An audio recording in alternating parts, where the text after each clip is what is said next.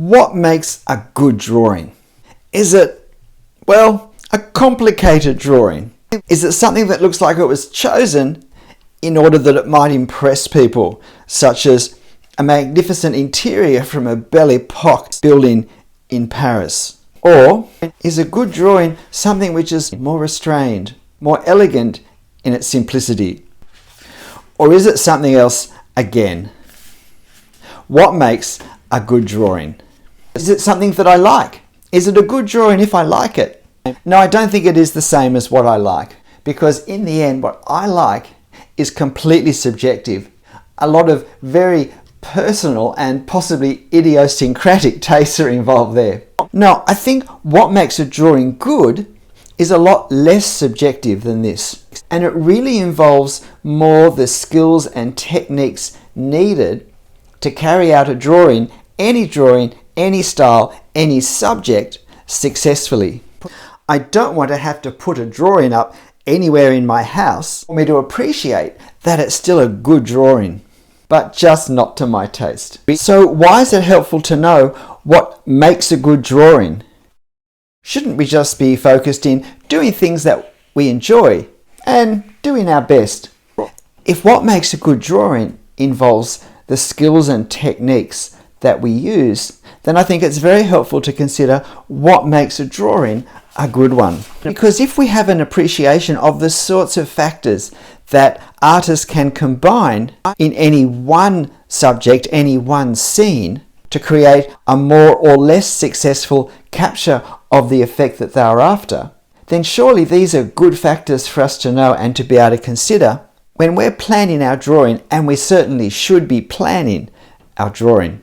Our line work, whatever our style, needs to be drawn with confidence. It needs to be drawn with intent. We need to have a purpose with it, and it needs to be drawn with control, so that when it's drawn it has a chance to fulfill its purpose, if you like, to create the effect that we're wanting the line to have. And there's a wide range of lines, relatively stiff, angular, heavy-ish lines to create a certain feel. Or we can use lines that curl and bend all over the place, that almost fill in every little gap on the page to create a very different effect.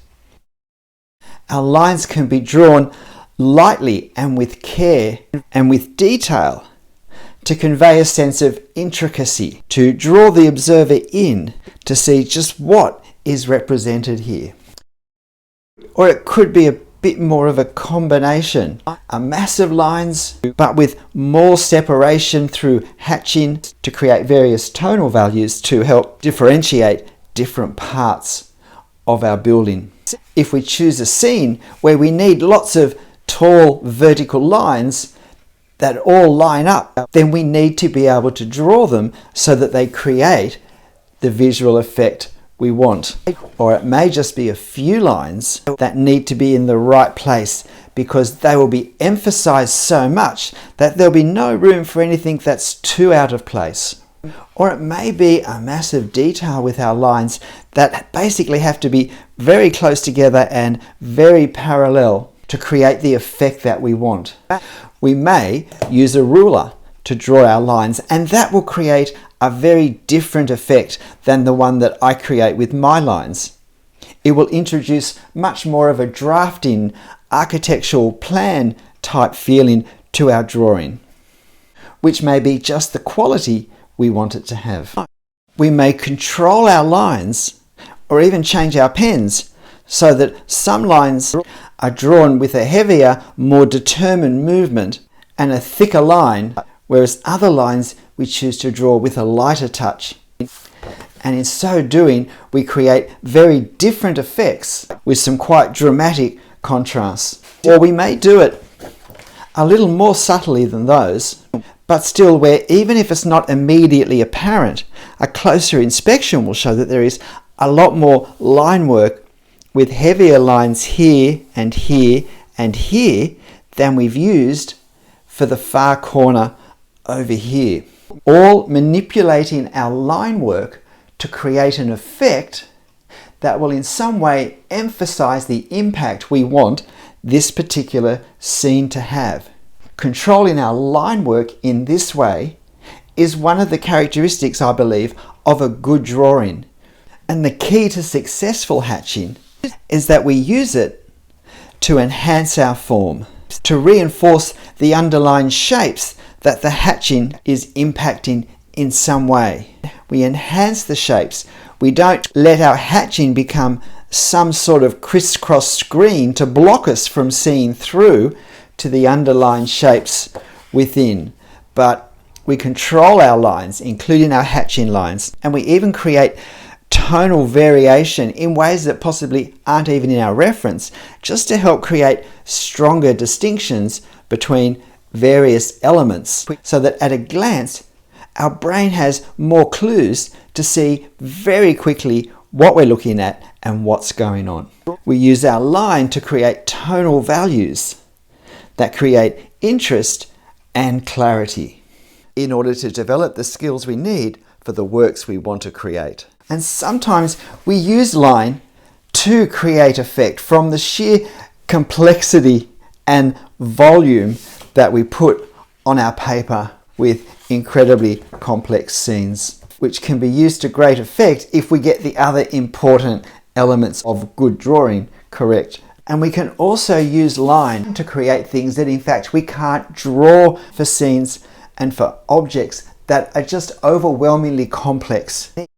So we can still create techniques to show the form of a tree without showing the detail of a tree. It's to give a sense of the scale and complexity of stones in a wall without drawing all the stones, or to create the effect of a beautiful fan-patterned cobblestone road, but using our line work in a way so that we only actually have to draw a very, very small percentage of what's there to create the effect of them. And in fact, we can create the effect of a long line of buildings down a street with remarkably few lines if we get the other elements of good drawing drawn correctly. So line work is a really important element. We should always be trying to draw our lines with intent, with a particular purpose that's connected with what we're drawing, the scale we're drawing it with, and how we want the overall drawing to look, and then with control, with the ability to actually put our lines on the paper in the way we need to for the effect we want. And if we need to do some line drawing exercises to improve our ability to draw the sorts of lines we need for the sorts of drawings we want to do, then we should, in the same way someone learning the piano would practice scales. The second area that's important in creating a good drawing is accuracy. Whatever I'm drawing, I need to get my proportions correct, my spacing correct. Objects that are meant to be straight need to be straight. Relatively simple, small spires need to be straight. More complex, taller spires need to be straight. In fact, the taller they are, the straighter they need to be. And sometimes the visual effect of the whole scene would be undone completely if the tower were not straight. For a drawing to be good, technical things such as the perspective angles have to be accurate. No matter how much detail we draw, these angles have to follow the pattern that perspective says they will follow. And if we don't get the perspective angles correct, then no matter how much detail we put into our drawing, it ends up looking wonky, as this one does here and here, because instead of having one consistent eye level across the whole scene, I've managed to position eye level according to my angles differently for the left side of the building to the right side of the building. And on top of that, this angle doesn't come up steeply enough, and these two angles are almost parallel instead of being more of a fan wedge shape. And so all of this detail is just more building to look a bit odd. Sometimes when we're doing a drawing and we realize that something's not quite going right, while I generally say most mistakes in line work we can push through and minimize by the end of the drawing, sometimes that's just not the case. Such as when we've managed to put the chandelier coming well to one side of the space that it needs to be centered in. Sometimes there is no wiggle room and we simply have to start again, and the best move is to start again, but to change our drawing strategy so that the accuracy is improved in the particular part that we need it to improve, such as having the chandelier come from the center section. And if we do a drawing with figures, we need to make sure that the scale of our figures matches whatever other things are around them or that they are around. And that as distance changes, so scale changes. These are the points of accuracy we need to make sure that our drawings capture if we want to create a good drawing. And if the principles of perspective are going to be important for the overall effect of how our subject's going to look, then we need to make sure that we understand the principles of how perspective operates so that our subjects don't look like this when we really want them and need them to look like this. The good drawing is not just about good line work and accuracy. Of course, if they're not right, they'll draw attention the way that the wrong note in a song draws attention. But in a good drawing, the drawing itself, the subject itself is the focus, not the techniques that have gone into producing it. So our subject, our composition, the visual package of what the thing is that we've drawn, that we present, is very important in creating a good drawing. The ways we intend for our drawing to provoke, to stimulate, to evoke response, to draw in, to get interaction. We don't want to be merely drawing very effectively and very accurately a fairly tedious object or scene. So what makes our subject and the presentation of our subject likely to give us the material to create a good drawing? Sometimes it's simply the extravagance of the subject. Its detail, its patterning will be enough to generate interest, to draw the observer in, to establish a connection. Or we might use strong tonal value variations to highlight our subject, to create a focus that narrows what we see or creates a point of interest in our scene. While we're talking about tonal values, we can also use tone, not just line, to create effect, as when we manipulate tone to produce a night scene, or where we can combine tone with a restrained use of line to create reflections in a highly polished floor.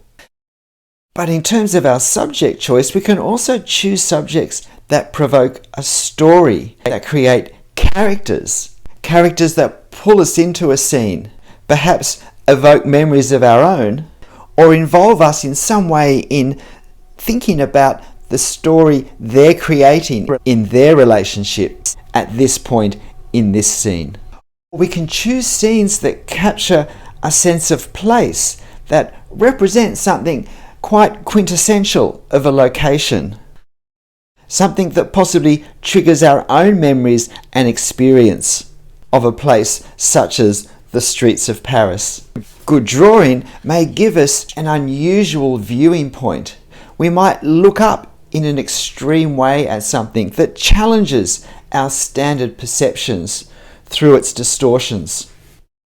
Or we might be looking across in a place where normally we look up and get a whole different focus and possibly perception of some of its elements. Or we might find ourselves looking down on a subject that normally we see at the top of a hill and perceive it in a totally new context. Subjects where we invite the observer to actually almost physically enter can be a very effective way of creating a good drawing. Stairways always invite the observer to walk up them. And while we can't take our feet up these stairs, they certainly will draw our eyes past the detailed, larger foreground and up to explore what's at the top of those stairs. Or it can be a stairway which leads us down into a new part of our scene. Or it may be a pathway which says, come and take a walk along me and see what surprises I have for you just around this corner. Good drawing may have strong perspective angles that drag the observer deep into the scene, whether they really want to go there or not. The strength, the force of the lines and the angles don't let their eyes rest until they've moved along to the far wall. Or strong perspective angles can have the observer suddenly craning their necks looking up before they know what they're doing, creating a very dynamic drawing. Or we may use framing to increase the effectiveness of our drawing. We may manipulate our subject choice to create literally a frame around our scene to focus attention. Or it can be a slightly less heavy-handed frame that's an integral part of the scene, but which does still help to narrow our attention and invite moving into our scene. And in fact, we can produce framing not just from objects, but from contrasting tonal values, where it's not just these buildings down the side that create framing, but it's also the unifying dark tonal shadow that joins them and creates a U shape to look through at the lit arch beyond. What makes a good drawing? Well, I like this one. There's a suggestion of framing here with this close-up partial view of a column, and I think with these stairs as well, both because these are relatively simple areas of our drawing with a lot less detail than what occurs in the rest of our scene. We have the bustle of the crowd that we can envy, we can join in, or we can remember being in ourselves to start to provide a personal connection with our scene. If we look carefully, we can see we actually have lighter line work in the further regions of this scene compared to the heavier, more solid lines that we have closer to help create the sense of depth, of distance, particularly down in this bottom corner. These strong lines and these stairs certainly draw the eye and direct the eye, as well as the tendency of light to also attract our attention. And once we're down in here, our observer can find themselves exploring these details of interest, the rooms that we can see through into, the spaces that we can see beyond, the groups of people in balconies, each with their own excitement for the evening. And of course, just the glitter and sparkle of the lights created not just through our line work, in fact, often by not actually putting any line work where we normally would put line work, but more so created by the manipulation of tonal values. And there is accuracy with perspective, with scale. Our closer figures here are the right size for what's around them, which changes for our figures over here, or up here, or right over here. Our gentle 3-point perspective, where the perspective angles actually move closer together as they move down our subject, are accurately drawn. The foreshortening is captured accurately, even with these figures standing down below that we're looking down on, as opposed to these ones across here where we're looking across to them. So for my taste, for all these reasons, I think this is a good drawing. And I feel like there's a story here. I feel like there's a story of a night at the old Paris Opera House in all its glory. For all these reasons, I think this is a good drawing. Although I also think this is too. G'day, I'm Stephen Travers. I hope you found this interesting and helpful. What makes a good drawing is clearly very subjective in the end. And we each find some subjects more interesting, more appealing than others. Drawings of architecture will not intrinsically appeal to everyone as much as they do to me. But notwithstanding the subject area that we particularly like, that we particularly enjoy, there are many elements that as an artist we can manipulate and control and be deliberate with, both technical ones and more compositional ones, in order to create a good drawing. But look, whatever you're drawing and however you're drawing it and however you think it's turning out, make sure you have fun. I'll see you next time. Bye.